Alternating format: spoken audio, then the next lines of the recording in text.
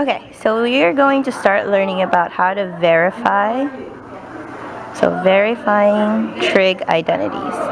So when you verify trig identities, okay, you're going to be given an identity first of all. So let's do an example. Our example is cosecant x minus sine x equals cosine x cotangent x. So you're there. What this is basically saying is that whatever value you plug in for x, this side is going to be equal to this side. They're going to produce the same value. And we don't know if that's true. We want to verify if that's true. So we have to make both sides look the same.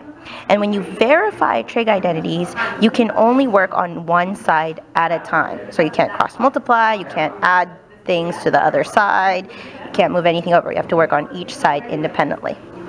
So the first step you want to do is, usually you want to try and make everything in terms of sine and cosine. So let's do substitution. So cosecant x is the same as 1 over sine x. We already just have sine x. And then cosine x. And cotangent can be expressed as cosine x over sine of x. So as you can see, I worked on each side independently. On this side, I substituted 1 over sine x for cosecant x. On this side, I substituted cosine x over sine x for cotangent x, okay? I didn't move anything around. So let's continue working. So on the left side, we want to make this into one single fraction, okay? So LCD, okay? So for the first step, we did substitution. And then we want to, here we also did substitution. So substitution. Okay? And then we want to make this into a single fraction, so we need the least common denominator. Okay? So the least common denominator is just sine x, right? So we need to, so this is already over sine x. We need to make this over sine x. So we have to multiply.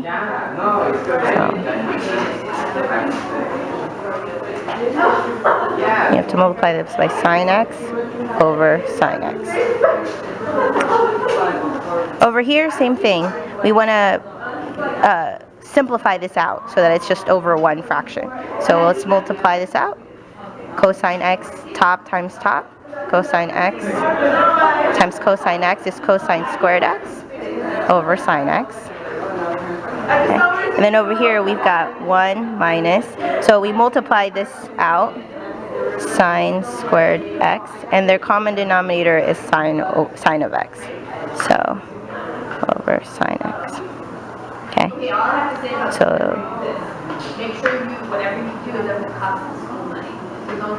So over on this side, what we did was we simplified. Right? We just multiplied it out. And this one, we use the LCD. Okay. After that,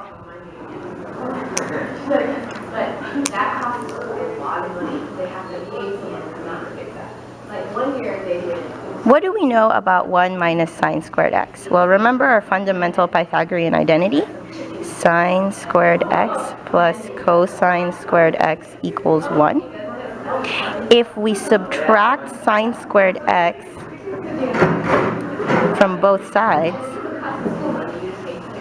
we have cosine squared x equals 1 minus sine squared x. Right? So we know that we can substitute cosine squared x for 1 minus sine squared x.